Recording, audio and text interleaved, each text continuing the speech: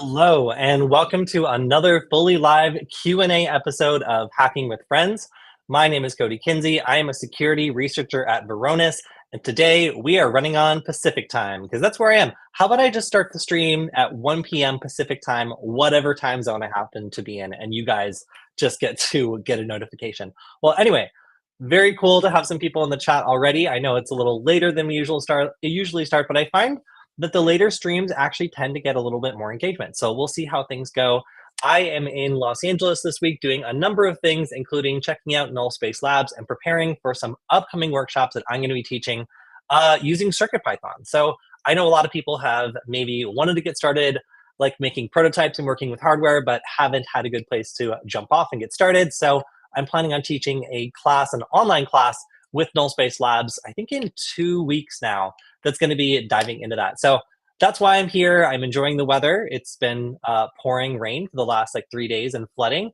And I rented a minivan for while I was here, thinking it would be convenient to move things around. And they were all out of minivans, instead gave me a Dodge Charger. So while I've been driving, I keep burning out because the streets are wet, and also thinking an aggressive, loud, angry car is right behind me, like tailgating me, when in fact it's just my own tailgate. So yeah, lots of interesting fun times. All right, so good to see Sid, James, Ranelli, all of you. In fact, I'm going to overlay you on the screen. I'm not ashamed of you. Hello, everyone. Today, we're going to be talking about a number of different things, but mostly whatever your questions are. I also have some hardware I've been experimenting with this week I wanted to show off, and I'm going to start with this cool little thing. Okay, so this is, if you guys like the Raspberry Pi Pico, then this is something that you can get that is $1.70 on AliExpress. So again, this is the size of a postage stamp. It has the RP2040 chip on it, and it has a lot of GPIO. Like, it's got all these.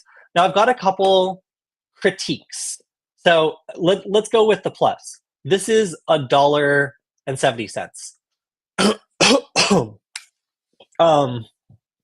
Previously, for around that price point, the only thing you could really get was maybe a DigiSpark or something. And this has full USB. It's recognized as an HID device the second that you plug it in. So the thought here is if you're a hacker and you want to make a project that involves a button that does something elaborate and crazy, combining a mouse or a keyboard or a MIDI controller or any number of other things, this has great support for all of that and is a really, really good option. It's a great base model for building stuff off of, but here we get to one of my critiques. So I originally bought these because I wanted to make a little I'm sorry, a little beginner jewelry board. And I wanted to make something that basically was going to have a bunch of blinky NeoPixel lights that this would be controlling. So the problem with it is when you install CircuitPython on it, for the first time I've ever seen, when, sorry,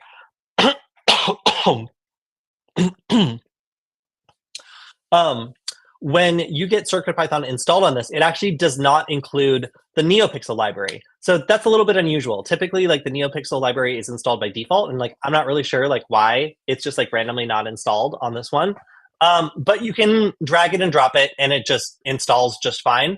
The theory was maybe it didn't work on it or something, but no, if you just drag and drop the NeoPixel library onto this board, it just works. So if you have a project where you want to control a bunch of NeoPixels, I would say this is a pretty good option, honestly. Or if you have a keyboard project that you want to work with.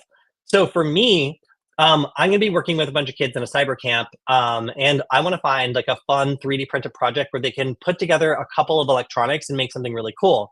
So for $1.70, hackers, I ask you, what do you think the most fun you could have with this little RP2040 chip would be?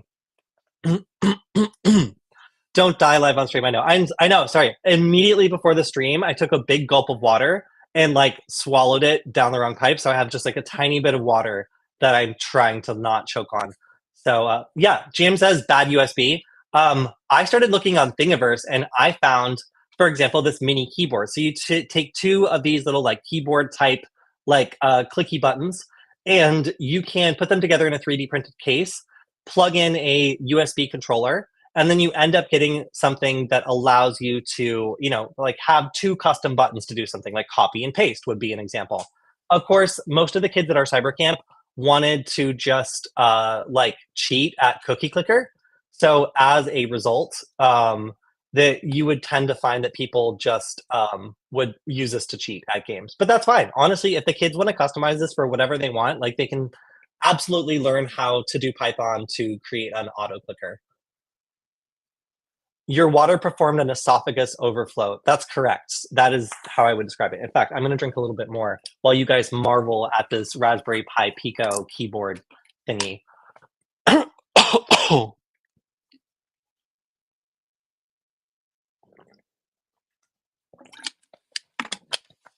Okay, more water. I'm sure that will help the situation. All right. So anyway, like for $1.70, you can create your own custom keyboard, which is pretty damn cool.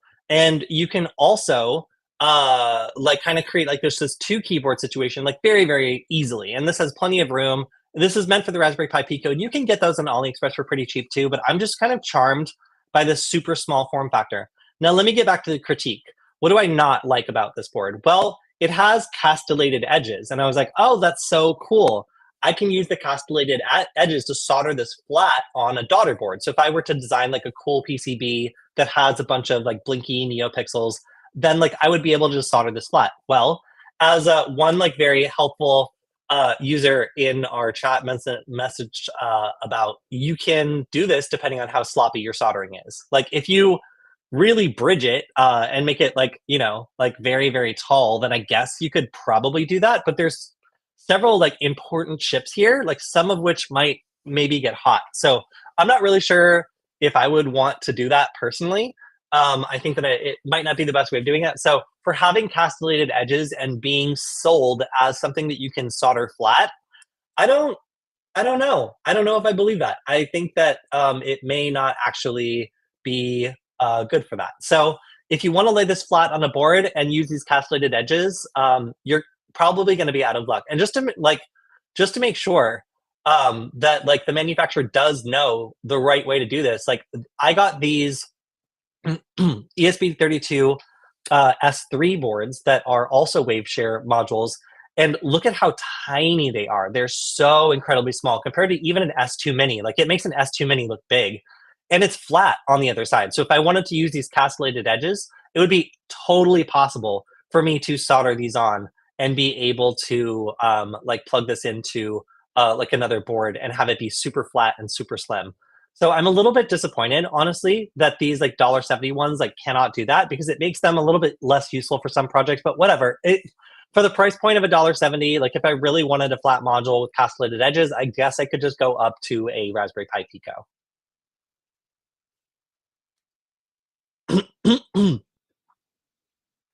Hello, Jeff. If you're wanting to run another CyberCamp this summer, the application due date is on the 29th. Jeff, thank you so much. I have on my list of things to do today, which I'm not going to show you for tactical reasons. You are circled in the corner. So yes, I've been working on it. Basically, my biggest hangup is I've been spending the last several days looking at these cheap microcontrollers and trying to find ways of using Raspberry Pi Picos and 3D printers together to make stuff like this for the kids to work on. So I've been procrastinating because I have too many ideas. I will whittle them down and I will get them turned in because probably my favorite thing last year was that CyberCamp. And I do truly appreciate getting the ability to teach it. So thank you very much for that. I need a new soldering iron. So we went shopping for soldering irons pretty recently. And I have to say, I have just purchased my fifth, I think, Pinesol. And the Pinesol has been a super great workhorse, safe, programmable, customizable, and adaptable little like soldering iron for beginners or for people who need to do soldering on the go. So if you do need a new soldering iron, I can't recommend it enough. Like I've gotten a bunch of other types and I keep coming back to the Pinesol as like the cheap. It's like $35, like depending on where you get it.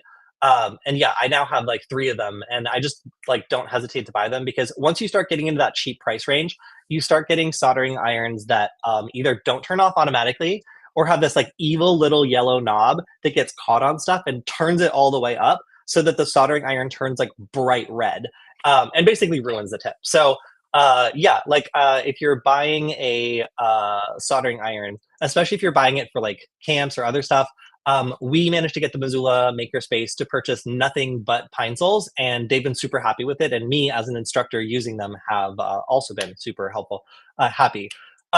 What's helpful about them though is that they take like a barrel jack adapter for like a lot of current, or they also take USB Type C, which is great. So two different types of ways of powering them. $35 automatically turn off, customizable power settings. They're a winner. All right, so let's talk about some more microcontroller stuff. So another thing I've been working on is, well, some of these like incredibly cheap boards that are able to take a single battery and then use like a jewel thief style circuit to extract every last volt out of it and be able to power on an LED. And I very quickly figured out that when the manufacturer said, don't, they meant specifically do not, don't. Because I attempted to plug this into a flickering flame LED and it really, really hated it. And I think that I ended up frying that LED. So really cool circuit. These cost 40 cents. So if you're looking for a fun way of teaching about just like basic circuits and how you can get more volts out of a single battery, or rather like more energy out of a single battery, this is a cool little circuit that is able to take low voltage, step it up to what a 3-volt LED is expecting, and make that last for a very long time. I have, let's see, I probably have to move it in order to see it. I have a strand of LEDs behind me. There they are, that are lit from a single battery that have been going for about 3 days now. So these are actually originally designed to take a solar panel, connect it to the controller, have a nickel cadmium battery, and then discharge it to an LED. So it's like a complete system. But if you just want to like put a single alkaline battery in there, it works perfectly fine. So for projects that need to be out and stay lit for a long time, this was a charming little circuit that I managed to get for 40 cents. But all right, so Pine Sol, where would you order them? I honestly order them from the official store on Amazon. I have not actually found any rip-off Pine Sols on Amazon. They all come from the same place. There's like one. So yeah, I would recommend just getting them off Amazon. But if you want to order them directly from the manufacturer or whatnot, they're open source. They run like Iron OS or something like that, which I find funny, but that is wonderful.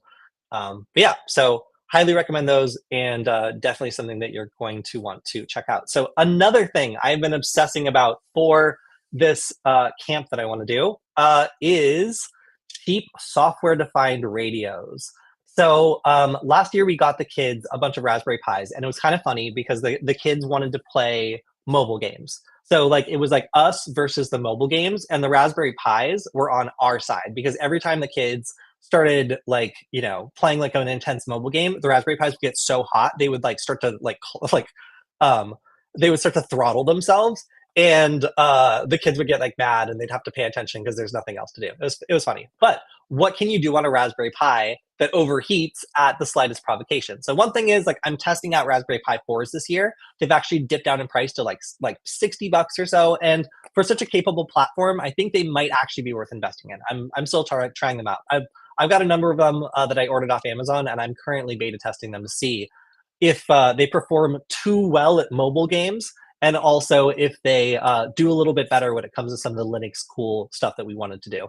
But these software-defined radios. Okay, so as you can see here, when people think like an SDR, like an RTL SDR, I think like $40, $30, something like that. But there's a bunch of these weird little TV tuner style receivers on AliExpress that are cheaper. So if we look around a little bit, we can see some that are like $18 or like $12, $13. And I was just like, how could that work? You know, like these are the ones that I'm used to. They're $30. They're really high quality. They're great. But if I am teaching like a week long class that's using these for maybe a day, like, do I really want to spend like $30 of my budget, like per person, when I could get one that does most of what we need to do and try it out? So I got one of these, and I actually managed to score this for $12 or $13. So if you've ever wanted to try out software-defined radio, and you know didn't want to shell out like $30, well, it seems like the price, if you buy them in advance from China, might actually be like half of that. So let's try it out. I have it plugged in, and I'm going to use Cubic SDR. I'm going to pop this up here. I'm going to try starting this, and I think it's going to blast me in the ears with audio. So I'm going to turn it down. Um, so I'm going to try starting the device, and it has no idea. Okay, cool. So it didn't work. All right. So let me try just opening it again. Cubic SDR. Okay, so I really like Cubic SDR. It's one of the more basic software-defined radio programs, but that's why I like it. All right, so it's giving me an option to start a number of different devices. I'm going to go ahead and select the generic RTL SDR, hit start. Oh my God, please don't blast me. Okay, cool. Look at that. It's working. So if I wanted to have like a class of kids able to intercept radio signals, I now have two parts of what I need. So there's another little board I have that is an radio transmitter. So it's designed to be like the same as like a little, like when you plug into your car that like doesn't have the proper like input output and you want to just like output over FM radio, like an FM radio adapter. It basically, you plug in a stereo head jack, you provide it audio, and then it rebroadcasts it over FM. So I was like, all right, what about a radio fox hunt where I have like a secret message or a song or something playing on a loop on a certain frequency, and I have to teach, and the kids basically have to figure out how to like find that frequency and then which way to decode it. So all right, so if I have it all here, I have like a bunch of different modulations that I can choose: AM modulation, FM modulation. If I select this with AM modulation, yay, okay, it just sounds like a bunch of shrieking noise, like because this is an FM modulation, so it's not going to work. So then if I select FM modulation up here, I get like this much wider channel that actually fits over what I'm trying to do, and boom, I'm actually able to get good decoded audio. For 13 bucks, this seems like a lot of fun. Like even for adults, this seems like a lot of fun. So I've been holding off on doing like a software defined radio class because like 30 bucks is a lot of money like per person to be able to like do this sort of thing. But man, like I have to say, I'm expecting some shortcomings, and let me list them. Like first, I don't think this is going to be very accurate. I think that over time, this is going to get hot because it doesn't have that like really good heat sink that you see in the RTL SDRs have like the aluminum like metal frame. So I think that these are going to drift, and the signal is going to start to become less and less accurate, and it's going to be harder to programmatically find a signal.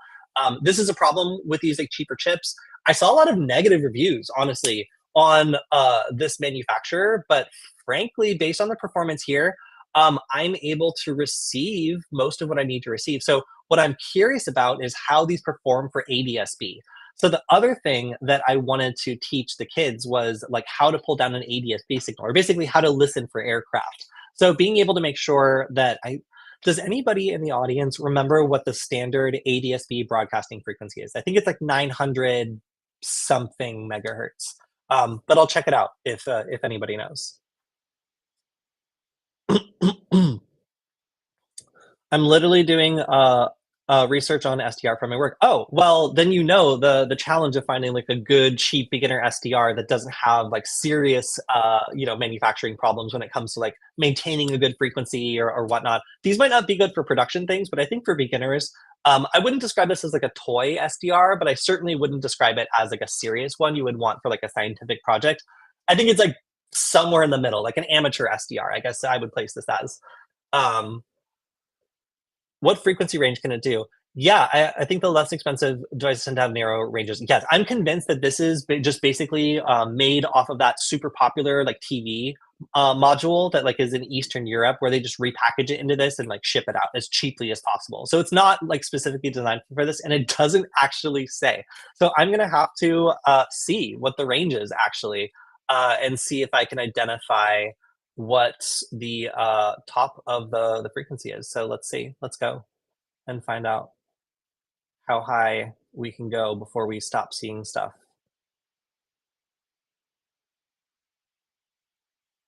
Um, okay. I feel like I'm still seeing things. I like to be honest, I don't know. I'm gonna have to go through this and see how far and how high it lets me set the frequency range. Um, yeah. But yeah, this is, I don't know. This seems to me to be a really interesting tool. What I like also is intercepting local transmissions. So, oh wait, I need to scroll down to the bottom of the chart. 1090. 9. Okay, 978. All right. I can do 978. I don't know what frequency I'm at right now. Let's do 978. You say? Hey, that looks pretty good. 977.4. So honestly, like some of this stuff also that like is not totally on center band that we're expecting, might also be a result of drift. 970, let's do 978. Yeah, I don't see anything specifically there. Let's try it. 1090.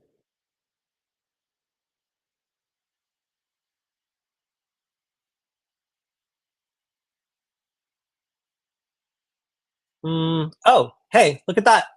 We got a bunch of stuff going on. Okay. I'm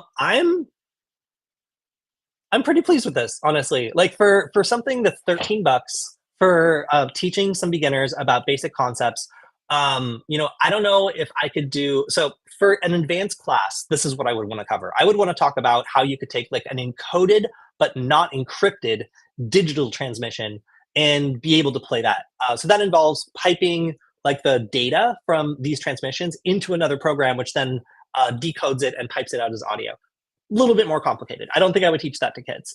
But for something that you can get on a basic level, ADS-B, so explaining how you can track airplanes in the sky, I think that's totally applicable, totally cool, and this is probably going to be something that I teach. And then also intercepting a local transmission. So the difference between AM and FM, and then being able to track down like a specific signal. I think that would be so incredibly cool. Oh, hello, Tai Kwang Gong. See, when we start out a little later, we start to get people that usually come in at the last couple minutes. Usually we would be on our way out, but um, sorry, I missed the transmission device. Can you show it one more time? Yeah, so actually this is the receiving device, but absolutely. So we are currently using this little guy from AliExpress. So I have a like a black version, but I just went for like cheap SDR receivers and let's go by price. So no.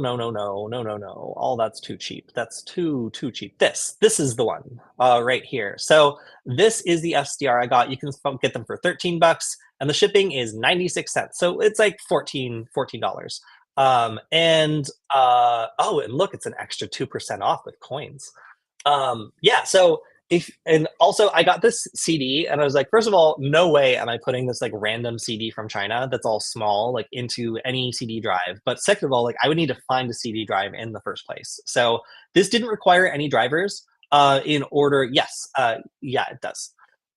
This didn't require any drivers to get set up with like cubic SDR. So as far as an experience for just like, plugging this thing in and getting it running relatively well, it worked great. Like I'm pretty happy with it. So yeah, I think this would be great for teaching the difference between AM FM. I think it would be great for hosting a fox hunt where you're broadcasting on FM radio. And I have a couple of these little FM radio rebroadcasting chips that are like less than $10 on AliExpress. So I'm adding more and more to my AliExpress like just like horde of devices that will do something really interesting or cool for less than $10. And like this isn't. I wasn't able to get this one for less than 10 bucks, but I still feel like it's worth mentioning. So I've been kind of talking about these low cost tools for the last like week or so, and I think that my favorite this week have to be the super cheap SDR for sure. Also, the RP2040 like postage stamp sized wave share board. Like I'm serious, you guys. These are so incredibly small and cute. I don't like. I know that I had some complaints about them, but I almost like don't even care just because of how small they are. I'm gonna come back to this and just show you how incredibly small this board is. So for being able to create like a whole keyboard, like an emulated keyboard, this is so little. I don't know. I just think it's really adorable. So I bought a whole sack of these already, and I'm definitely gonna be buying more now that I've evaluated them a little bit and like looked at some of the cool projects you can do. So yeah, I like them a lot. I think that if you're looking for an interesting project to do, these ones are great. And then if you want to take it a step further, these ones are twice the price, so a whole $3, but they're exactly the same size. They have Bluetooth and they're flat on one side, or at least they would be if I hadn't soldered it, whereas this one is not flat. So you cannot put it flat on the board and solder it on. Or again, maybe you can. If your soldering is sloppy enough, I have faith in you that you can make these castellated edges work. But my other argument is that if this is supposed to be on a breadboard, then like this last row would like get shorted out anyway. So it's just like, I don't know. There's some like silly little design decisions on this that I could go either way on. But I think that they're really cool modules. And I have to say, like Waveshare is really like pumping out some cool stuff. So if you're looking for sub $5 boards that can do a lot of damage potentially, the $4 one is a ESP32S3 with Bluetooth, Wi-Fi, and native USB. And then the $41 is an RP2040 with native USB and great compatibility for Arduino, CircuitPython, MicroPython, all that stuff. Yeah, lots of cool stuff. So if you are a budget hacker, then I've got a lot of things to share with you guys this week. So I think I talked about some of the cool sensors I was already working with. We talked last week about LoRa. So we talked about these two different modules that can be used to transmit commands over a super long distance, and how both good and bad hackers can now access this board. I think it's like $12, maybe a little bit less. And then this one is $3. I think I can get it for $3 or $4, these little ones. So obviously you need a pair of them. So we're technically going over like a little $5 budget, but for less than $10, being able to communicate with a malicious implant from like 3 miles away, it's pretty impressive. So it's actually a pretty clear day here in Los Angeles. So I might actually test the range on these today. I was looking at meeting up with my friend Davis and trying a range test and seeing what the maximum we can get line of sight on this beautiful day. So maybe some drone flying and experimenting is in order to see if we can test that range. So yeah, highly recommend these guys. I've also been talking about these interesting and cool and super cheap, like millimeter wave radar detectors. And these are cool because they're trained. They have an algorithm that's like trained on human bodies, I guess. So it's a really good presence sensor. And it also is able to do things like detect motion and distance. So it's kind of like a weird like mashup between like a passive infrared sensor and an ultrasonic distance sensor, all rolled into one, but cheaper than both. Didn't really know about them. So presence detection has a lot of applications. You can make a payload run when a presence is or isn't detected. And that's pretty cool. So I've been showing these off all week. I'll probably have more to share as I go through my AliExpress purchases and learn which ones are most applicable for teaching and then also hacking. So yeah, looks like the camera encoder is out of sync. I'm not surprised. We are working off of a terrible connection, and I'm also running this SDR on top of everything else on a laptop that has died and caused me to miss multiple streams. All right, I shut down the SDR. So those were a lot of the things I wanted to talk about this week. We have another AliExpress link. I can show your comment, but I can click on it. Or wait, maybe I can. No, I can't. Okay.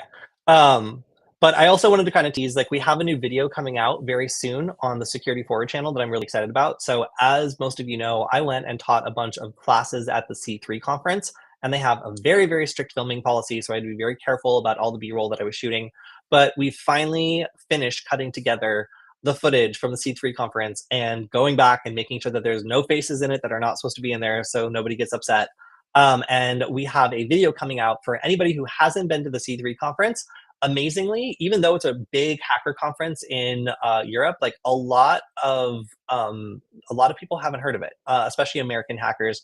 And there's not a lot of videos about it because of their super strict filming policy. So I almost don't feel like ruining like such a wonderful thing by like opening it up. But I mean, it's people know about it. It's not a secret. It's just not very well documented. I think I found like maybe 2 or 3 videos about C3 when I was trying to describe it to my coworkers.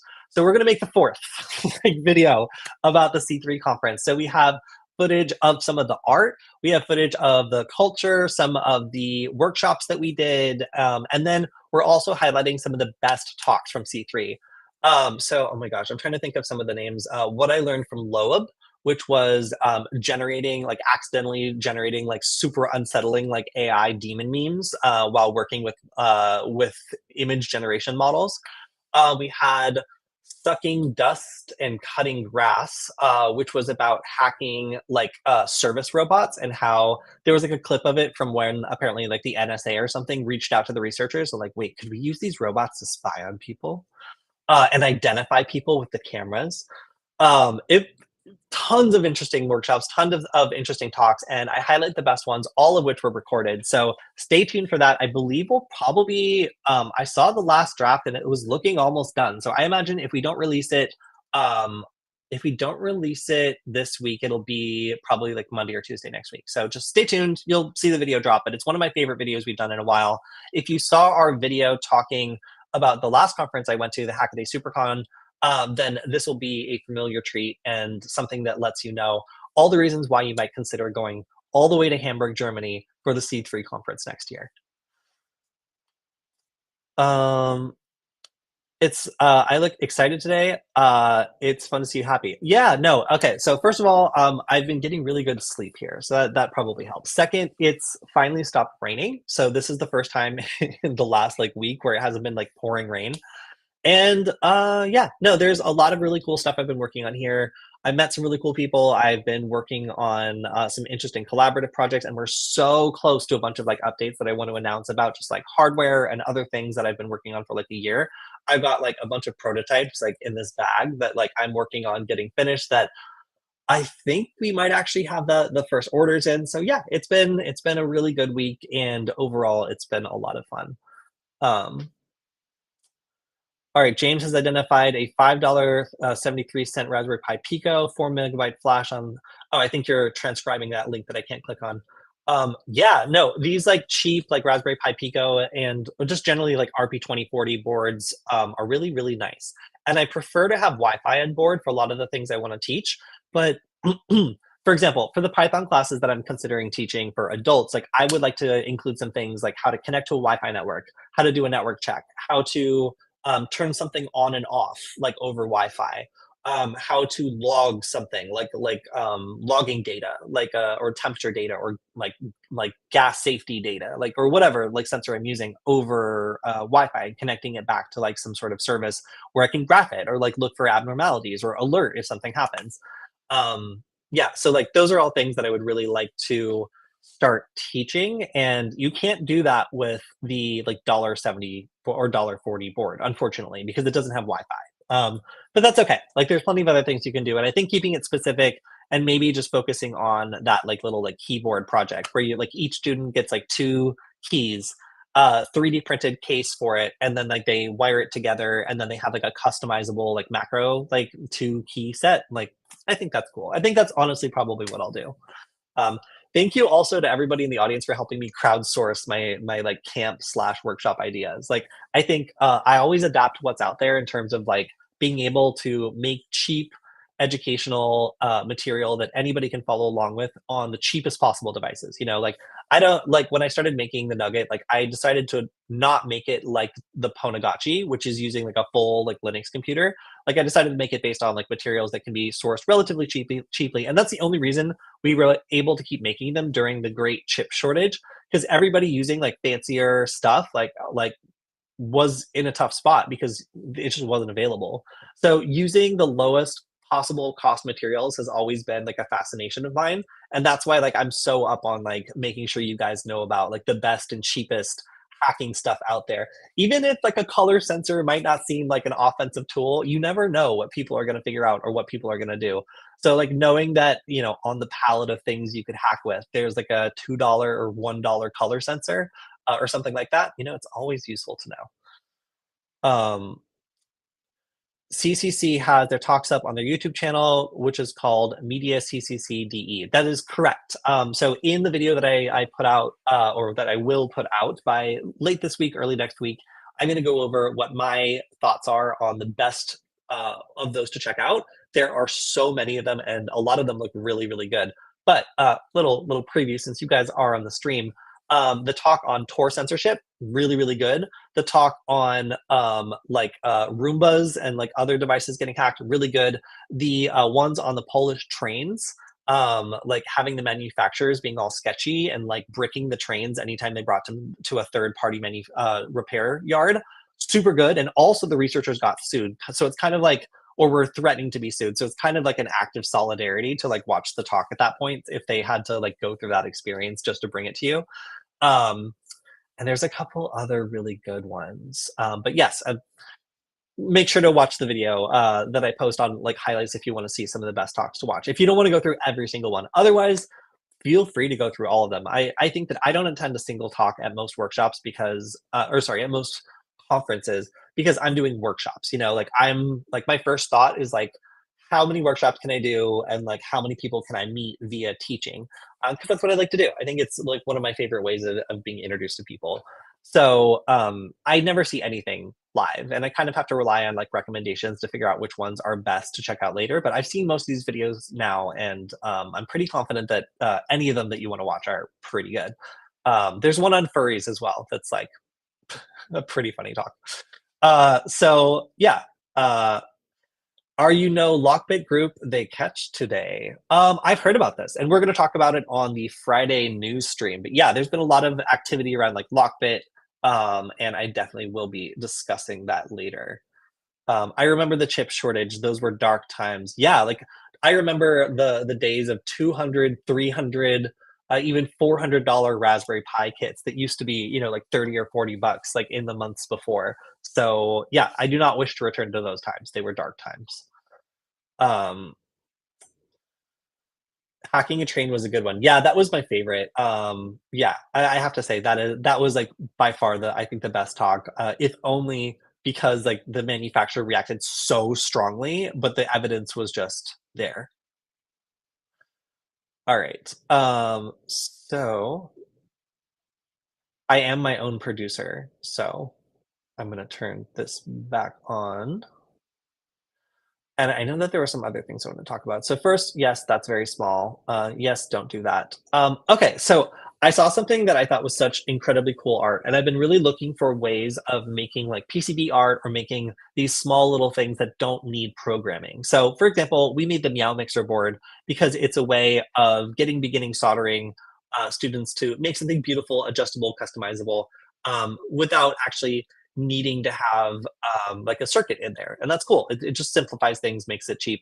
So this is amazing to me. This is a grid of LEDs that have their own individual circuits inside them that flash them.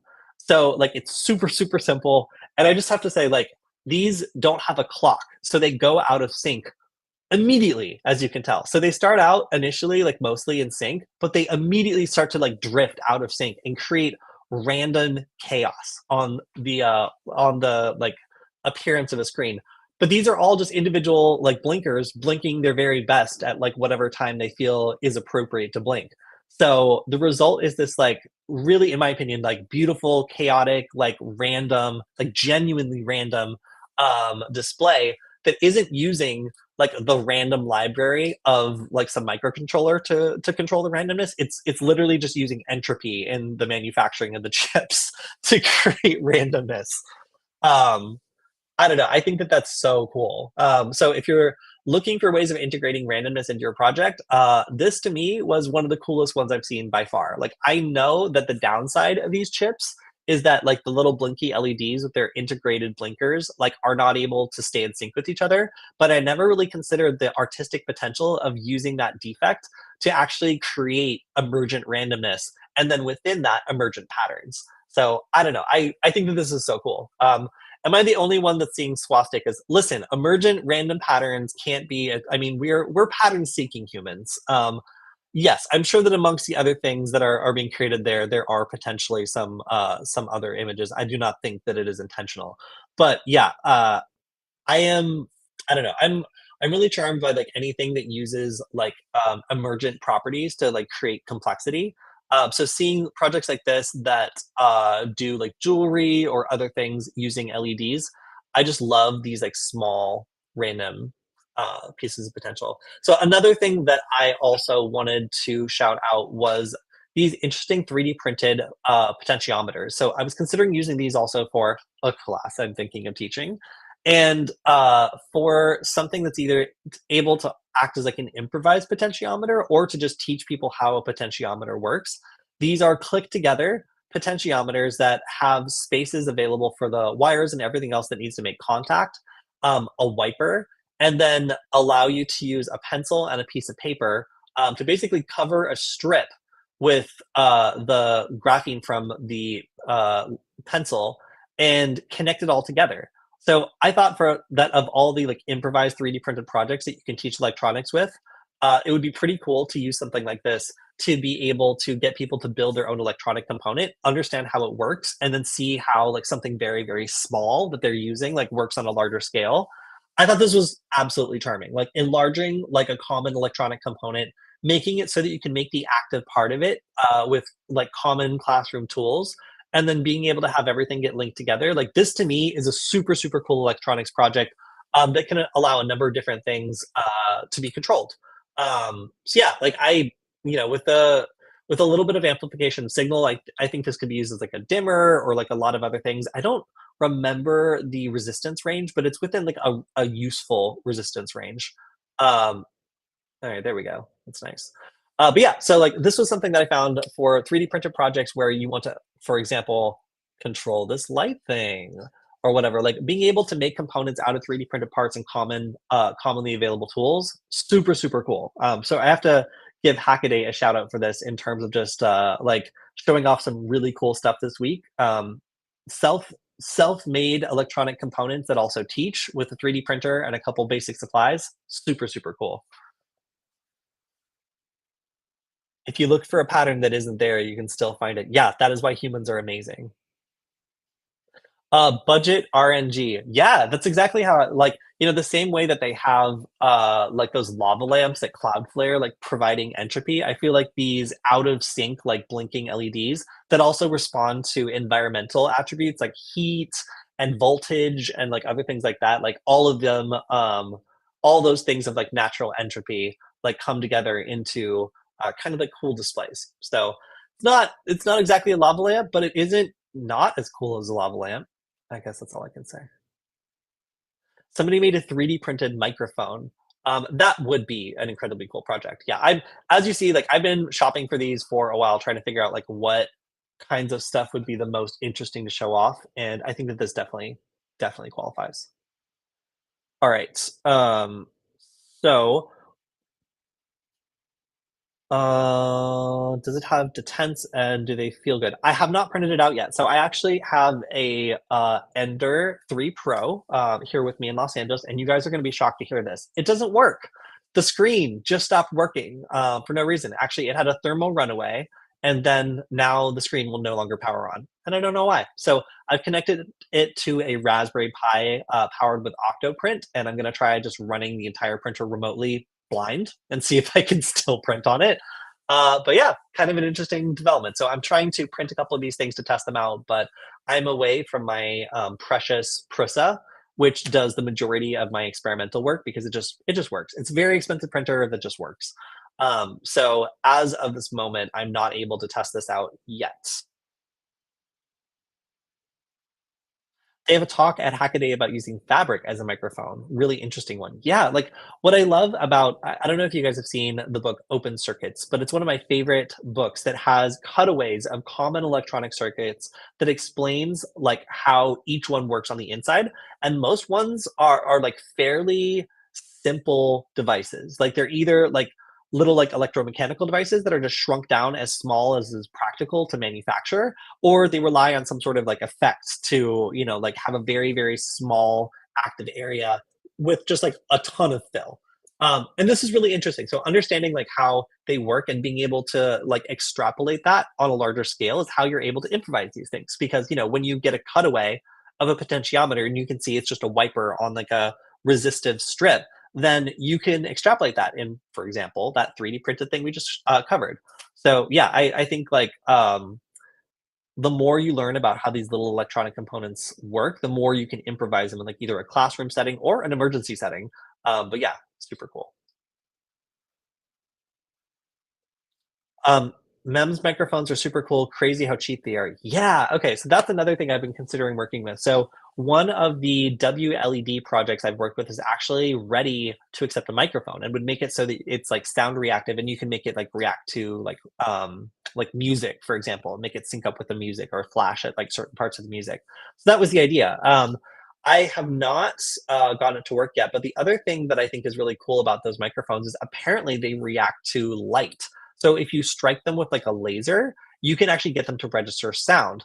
So what some of the research was suggesting a while ago was that you could hit one of these like MEMS microphones with a laser beam, and you could like pulse a signal to it, and that would allow you to like transmit audio basically. So you could basically tell it to purchase like 1,000 of something, and it would acknowledge and then do that if it was like permitted to. So like for somebody who has maybe line of sight access to one of these microphones and then like a laser or an ability to shine light on it, I really want to experiment with that and see if that actually is a practical attack. So I have some of these back back home, not here. So yeah, microphones are something I haven't really experimented with yet. But you're right, they also have gotten cheap enough to the point that I could probably get them for less than $5, which is really all I want for this experiment. So yeah, I always look for like a practical example. I don't just buy components because I see them, unless they're a Geiger counter, in which case I'm just gonna buy it because I see it. But generally, I want to have like some sort of practical example. And I think like for the case of a microphone, being able to hook it to a WLED installation, put it in a 3D printed case, and have a sound reactive thing, lights, whatever. So my secret this year is last year we had the kids make a 3D printed light box and they love them. But I feel like we had such strong retention. We're going to get like a lot of the same kids, and they're going to come back and they're not going to want to make another light box. We're going to have to like up our game a little bit. So this year we have pushines. And I think that I showed you guys some of the pushines we had before, but I've already bought in anticipation $100 worth of pushines to make a little cat like a light diffused light box. And the Pusheen diffusers are like very soft, like silicone. That's like an excellent diffuser. And that's the thing. Like I just want a great diffuser that's going to like work a little bit better than the 3D printed one. So we'll basically just be printing the 3D printed bottom case, and then maybe I connect a microphone and I make it so that it's like an interactive Pusheen. So it like responds to you or lights up when you talk to it. Something like that. Seems cool. Um, Yeah, I don't know if you guys have seen like these little like they're officially like baby toys, but they're these cute little lamps. I see one. Hold on. I'm gonna get my Pusheen to put on display. Okay. This is my own personal one I've been experimenting with. So these cute little cats are like soft, squishy, like baby toys, and they come with like a basic thing where they have a shock sensor where when you shake it, it changes modes. And it has like two modes, and both of them suck. They're like boring. So it's just like, like forget this. That's dumb. So instead, you can 3D print a new base. And in this base, I have put the most simple possible microcontroller setup possible. It's literally just like a D1 Mini, but with a USB Type C cable, and then this little ring. And already it's so much brighter than the original like LED setup in this Pusheen. So it really like lights up quite strong. So if I then added like a little like memes microphone, then this would be sound reactive as well. So it would be like listening for like like music or whatever. I want to put like a little hole in it so it like can hear better. But yeah, so that's one of the projects is like if they don't want to make another light box because they already made one last year, then they can make a Pusheen. So I was not able to find just these, which is all I wanted. So now I have a bunch of these just like Pusheen butts like lying around that I don't know what to do with. They're like because they're not very good lights. And I don't know. So I don't know what I'm going to do with those. If anybody knows where I can get just the Pusheen, I think this is called Lovely Cat, by the way, because Pusheen is like a registered trademark. So even though it in my head this is just Pusheen, this is called Lovely Cat. But they also have a different version that has like little like red spots where it's like blushing. That's called Popular Cat, and then there's yet another one called Clever Cat where it's like got its eyes closed. So yeah, love these. And of course, you can also make them into like hacking tools. So with a little bit of modification, this could be used to both hack Wi-Fi while like turning the lights on, or it could be used to be like a bad USB device if it's plugged into a computer. So yeah, lots of cool things I could do with this cute little Pusheen. So one of the projects I've been working on, weaponized Pusheens, or at least like powered up Pusheens. I don't know if I'm going to weaponize it for the class, but fun little carrier for anybody who's looking for an interesting thing to put electronics into. These little light rings, I think, are like maybe 70 cents, 40 cents, somewhere around that. And then the D1 Mini itself is about $1.30, maybe $1.50. Um, so yeah, actually these USB Type-C ones are maybe $2. So for $3, being able to make a customizable light box, these Pusheens I got for $4 on AliExpress. So a little bit over the $5, but still under $10 for like something like that. Um, every time I go to like a Home Depot or like some other store that has like smart lighting, I like look at what they're offering and I'm just like, I could build that. Like I'm not gonna buy that. So recently I've focused on those hexagon lights, which I've documented in a couple other videos. Those are also really cheap. I'm probably gonna be doing those. Pusheens, of course, and then oh yeah, the like NeoPixel grid. So like being able to make like a diffused grid and then like spell out like letters over it or like things like that. Like all that to me is really cool. So all right, I think that that is just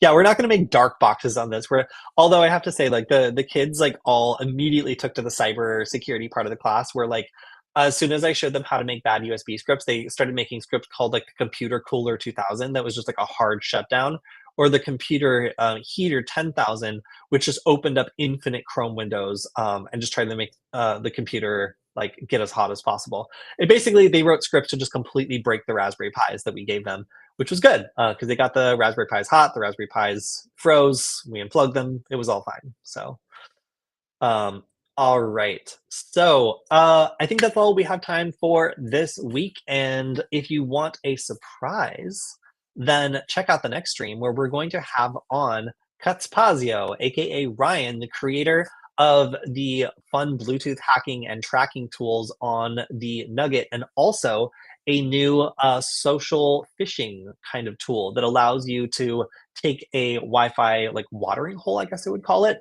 and use it as a way of potentially phishing passwords. Now, obviously, this is all in test and it's not set up to actually be effective, but it does show exactly how this process would work. So Ryan's going to come on and talk about how he created it. So if you have any questions about the Bluetooth hacking and tracking tools from before, or this new Wi-Fi phishing tool, then be sure to join us on Friday, where Ryan will be back. So I'm looking forward to that a lot. And then, of course, if you want to support the stream, then make sure to go to varonis.com/Kody. That's Kody. They do check to see how many people go to that link every week, and provided you guys keep clicking, we will keep doing the stream. So the way you can support us without paying anything, and it makes sure that I can do this every week, twice a week, just like I've been doing for the last couple years now, which is awesome. The show keeps growing and the channel keeps growing. So I just want to say thank you to everybody who has subscribed, everybody who joins us live. We're doing more and more content, and we're going to be expanding it this year. And I've been actually getting a lot of help from the Varonis team. It's really cool that we have a lot more people on board who are able to help us do like breakout episodes, give us more like editing capacity so we can start making more short episodes. So yeah, thank you for everybody for sticking with us. And also, I've been noticing that a couple of our episodes are just blowing up. Like in particular, the Wireshark episode has like 100,000 views, where we just took an hour to talk about getting started with Wireshark. So I would love to start doing some of those episodes again. Maybe have like some other people on who are excited about those topics and just dive through like the Raspberry Pi 5, LoRa, like some of these other topics that have performed pretty strongly. Like, it'd be fun to talk about them for like an hour or so. So, all right, everybody, it was wonderful talking. Are Russian hackers a thing? Is this a real question? Of course they are. All right. Thank you, everybody, for hanging out on the stream today. I will see everybody on Friday for our guest interview talking about making Wi-Fi phishing tools on the USB Nugget. That's all for this week. Well, that's all for today. I'll see you on Friday. Bye, everyone.